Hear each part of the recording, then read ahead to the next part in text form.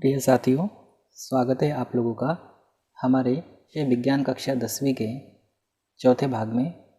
अध्याय का नाम है रासायनिक अभिक्रियाएं एवं समीकरण और ये पहला अध्याय हमारा चल रहा है। इसके अंतर्गत हम नोट्स बना रहे हैं और उसमें हम उसी श्रृंखला में प्रश्न क्रमांक 15 को देख रहे हैं। प्रश्न क्रमांक 15 है, संयोजन अभिक्रिया को उदाहरण सहित समझाइए। तो संयोजन अभिक्रिया क्या है? ऐसी अभिक्रियाएं या ऐसी अभिक्रिया जिसमें दो या दो से अधिक अभिकारक मिलकर एक उत्पाद का निर्माण करते हैं, उसे संयोजन अभिक्रिया कहते हैं। जैसे कोयले का दहन किया, कोयला यानी कार्बन, कोक, इसमें दो अभिकारक हैं, दो या दो से अधिक हो सकते हैं। तो ये दो अभिकारक मतलब तीर के चिन्ह के पहले के, ये अभिकारक आपस में मिलते हैं और एक उत्पाद बनाते हैं। तो C+O2 CO2, ये हमारी संयोजन अभिक्रिया हो गई। अगला है प्रश्न वियोजन अभिक्रिया, वियोजन या अपघटन। वियोजन या अपघटन अभिक्रिया से क्या समझते हो, उदाहरण दीजिए। तो वियोजन जो होता है यह संयोजन का उल्टा है। वियोजन अभिक्रिया में क्या होता है, ऐसी अभिक्रिया जिसमें एक अभिकारक, जैसे ये लिया है, एक अभिकारक टूटकर दो या दो से अधिक छोटे उत्पाद बनाता है, उसे हम वियोजन अभिक्रिया कहते हैं। जैसे ये हमने लिया है अभिकारक AgCl। इस AgCl को जब हमने सूर्य प्रकाश की उपस्थिति में इसको रखा तो ये Ag और Cl2 में अलग अलग हो जाता है, Ag और Cl2 में। तो यहाँ पर Cl2 है, क्लोरीन 2 होने से यहाँ हमने 2 लगा दिया बाद में, और 2 Cl करने से Ag2 हो गए तो यहाँ हमने 2 लगा दिया। इसको हमने संतुलित पहले से लिख दिया है। तो ये है वियोजन अभिक्रिया। नोट्स आप बहुत अच्छे से इसको नोट करके रखना है और बहुत सरल भाषा में इसको हमने बनाने का प्रयास किया है। अध्याय हम पहले ही समझ चुके हैं, हम नोट्स बना रहे हैं। तो अगला प्रश्न है, वियोजन अभिक्रिया को संयोजन अभिक्रिया के विपरीत क्यों माना जाता है? तो इसका कारण जो है ऊपर की परिभाषाओं में हम देख चुके हैं। हमने क्या देखा है, हमने ये देखा है कि जो वियोजन अभिक्रिया होती है उसमें एक अभिकारक रहता है और दो या दो से अधिक छोटे उत्पाद बनाता है, जबकि संयोजन अभिक्रिया में क्या होता है, दो या दो से अधिक अभिकारक मिलकर एक उत्पाद का निर्माण करते हैं। तो ये दोनों परिभाषाएं एक दूसरे की उल्टी है।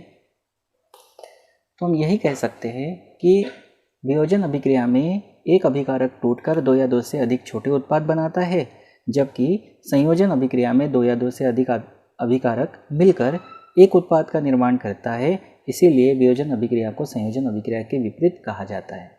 अभिक्रियाएं हमने वही ली है जो इसके पहले के प्रश्नों में हमने ली थी, AgCl वाला यानी सिल्वर क्लोराइड वाला, और कार्बन और ऑक्सीजन की क्रिया से कार्बन डाइऑक्साइड वाला।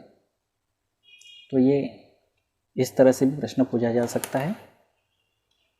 उसके बाद अगला प्रश्न है, उन वियोजन अभिक्रियाओं के एक एक समीकरण दीजिए। यानी जो वियोजन अभिक्रिया होती है, वियोजन अभिक्रिया क्या होती है, ऐसी अभिक्रिया होती है जिसमें एक अभिकारक टूटकर दो या दो से अधिक छोटे उत्पाद बनाता है, हम उसको कहते हैं वियोजन अभिक्रिया। तो वियोजन अभिक्रिया का एक एक उदाहरण देना है। एक उदाहरण ऐसे देना है जिसमें ऊष्मा की आवश्यकता होती है, एक उदाहरण ऐसे देना है जिसमें प्रकाश की आवश्यकता होती है, एक उदाहरण ऐसे देना है जिसमें विद्युत की आवश्यकता होती है। तो ये कैल्शियम कार्बोनेट है, CaCO3। इसको जब गर्म करते ऊष्मा देते हैं तो ये CaO + CO2 में टूट जाता है, अभिक्रिया संतुलित है, इसमें ऊष्मा की आवश्यकता है। दूसरा सूर्य प्रकाश यानी प्रकाश, ये वाली अभिक्रिया भी हम देख चुके हैं।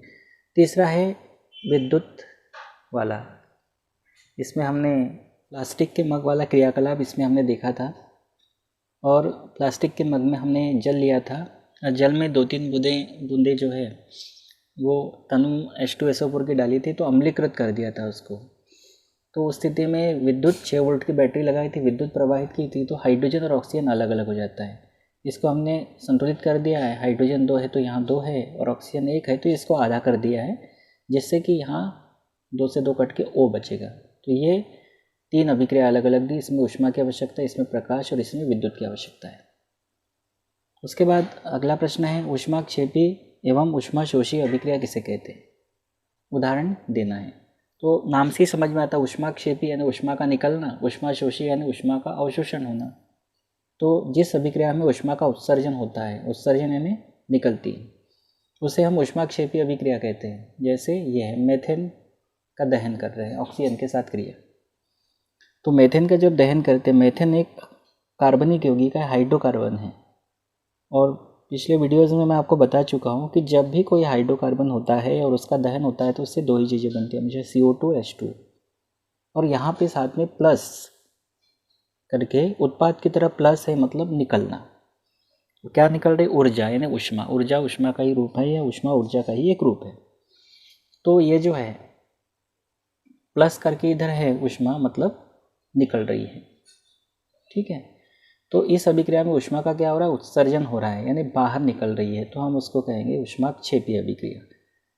तो ये हमेशा ध्यान रखना, हाइड्रोकार्बन का जब भी दहन होता है तो 2 चीज़ें मिलती है, CO2 और H2। अभिक्रिया को संतुलित कर लेते हैं, कार्बन दोनों तरफ 1-1 है, हाइड्रोजन इधर 4 है, तो इधर हम लगा देते हैं 2, तो 2 दूनी 4 हो जाएंगे, हाइड्रोजन यहाँ पर भी, हाइड्रोजन भी हो गए। अब ऑक्सीजन देख लो, यहाँ 2 है और यहाँ 2 दूनी 4 है, ये 2 है, यानी 2 यहाँ पर है, 2 दूनी 4, मतलब ये 2 और ये 2 है ऑक्सीजन, ठीक। तो 4 ऑक्सीजन है, तो यहाँ पे हम क्या लगा देंगे, यहाँ पे हम लगा देंगे 2, तो अभी इधर भी ऑक्सीजन 4 हो गए। ये ऊष्माक्षेपी अभिक्रिया का उदाहरण है, इसको संतुलित कर दिया हमने अभी। उसके बाद है ऊष्माशोषी अभिक्रिया। जिस अभिक्रिया में ऊष्मा का अवशोषण होता है या ऊष्मा लगती है उसे हम ऊष्माशोषी अभिक्रिया कहते हैं। जैसे कैल्शियम कार्बोनेट, इस कैल्शियम कार्बोनेट को जब तक हम ऊष्मा नहीं देंगे, यानी ये कैल्शियम कार्बोनेट जो है ये ऊष्मा का अवशोषण करेगा तब जाके बनाएगा CaO कैल्शियम ऑक्साइड, जिसको बिना बुझा हुआ चूना भी कहते हैं, और प्लस बनेगा कार्बन डाइऑक्साइड। ऊष्मा की आवश्यकता होती है यहाँ पे, या इधर प्लस करके मान सकते हो, अभिकारक की तरफ लग रहा है। ये कैल्शियम कार्बोनेट चूने का पत्थर है, संगमरमर का भी यही सूत्र होता है। तो इस अभिक्रिया को हम कहते हैं ऊष्मा शोषी अभिक्रिया। बहुत सिंपल भाषा में लिखा है। उसके बाद एक प्रश्न है कि श्वसन एक ऊष्माक्षेपी अभिक्रिया क्यों है। श्वसन जो है एक ऊष्माक्षेपी अभिक्रिया क्यों है, ये पूछा है। श्वसन एक मंद दहन ऑक्सीकरण अभिक्रिया है। इसमें होता क्या है, इसमें कार्बन डाइऑक्साइड यानी CO2, जल बाष्प यानी H2O एवं ATP मतलब एडिनोसिन ट्राइफॉस्फेट के रूप में ऊर्जा या ऊष्मा निकलती है। तो ये ATP के रूप में इसमें निकलती ऊष्मा, और ऊष्मा निकलने के कारण ही हम इसको कहते हैं ऊष्माक्षेपी अभिक्रिया। तो श्वसन एक ऊष्माक्षेपी अभिक्रिया है क्योंकि श्वसन में क्या होता है, श्वसन एक मंद दहन ऑक्सीकरण अभिक्रिया है। इसमें CO2 H2O यानी जल बाष्प और ATP के रूप में ऊष्मा निकलती है। तो ऊष्मा निकलने के कारण इसे ऊष्माक्षेपी अभिक्रिया कहते हैं। और ये ध्यान रखना है, मंद दहन ऑक्सीकरण अभिक्रिया है।